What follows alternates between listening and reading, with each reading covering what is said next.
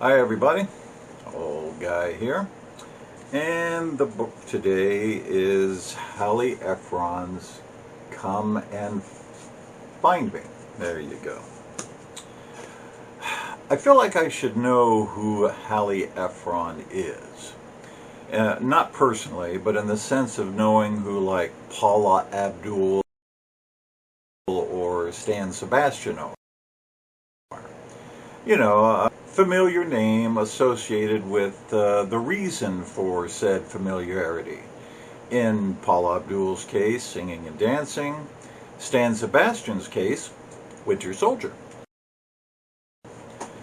Not A-listers, you know, like Frank Sinatra or Betty Davis. And we can always argue at some future point about what constitutes an A-lister. But someone you've heard about, someone whose name you recognize. And I guess I'm associating her name with Zac Efron.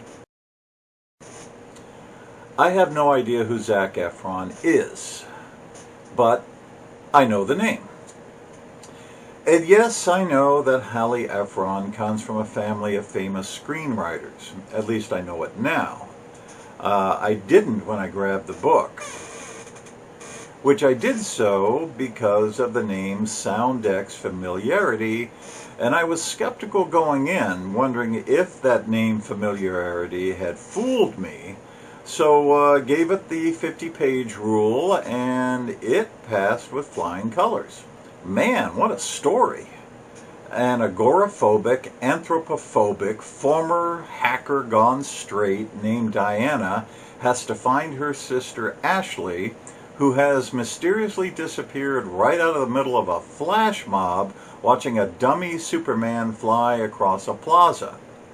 Well, how with it and current. And I thoroughly enjoyed it until...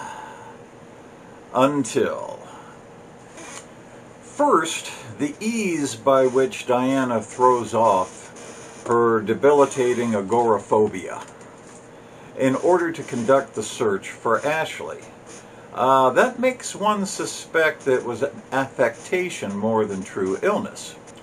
See, Diana had watched her husband fall to his death while on an ice climb of the Eiger.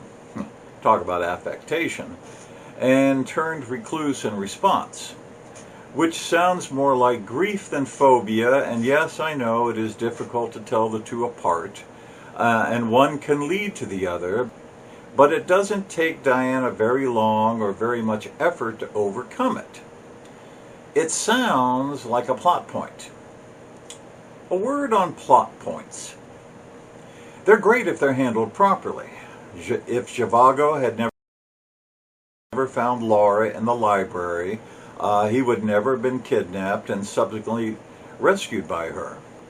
Well, the Reds probably would have grabbed him off the farm eventually, but then you have no Laura points. Plot points have to weave into the tale. The Reds are a danger, and Zhivago should have stayed on the farm, but his reckless, romantic nature created the plot point. You could see it coming, especially after Laura's and his service together on the front. But when a plot point is introduced ham-handedly, you go, what the heck? Which is exactly what I said when Diana easily overcomes what should have been a crippling condition to launch her search for Ashley. Especially since Diana has completely immersed herself within a virtual existence. After her husband's death, she and her dead husband's partner, Jake, gave up the lucrative world of hacking for the even more lucrative world of internet security.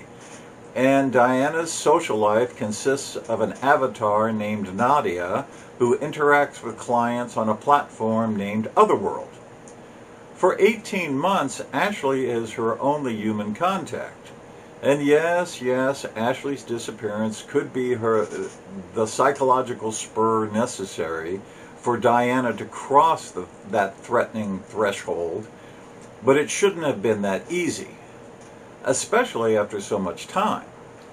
Still, forgivable and necessary to get things moving.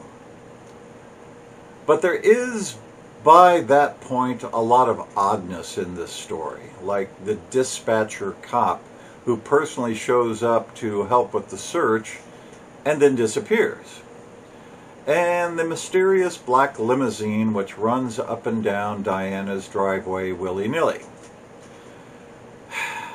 And then the big reveal about 3/4 of the way through the novel. A reveal that almost made me toss the book across the room in utter disgust. It was like the last episode of Lost, where all of us who had invested so much time felt like we'd been sledgehammered. Got sledgehammered again, and had to endure another 50 to 75 pages after that to get to the end, hoping that somehow the last quarter of the book would redeem itself. Nope. PO'd I was, to say the least. Your reaction may vary. I wonder if her screenwriter family had anything to do with Lost. Old guy here. See you later.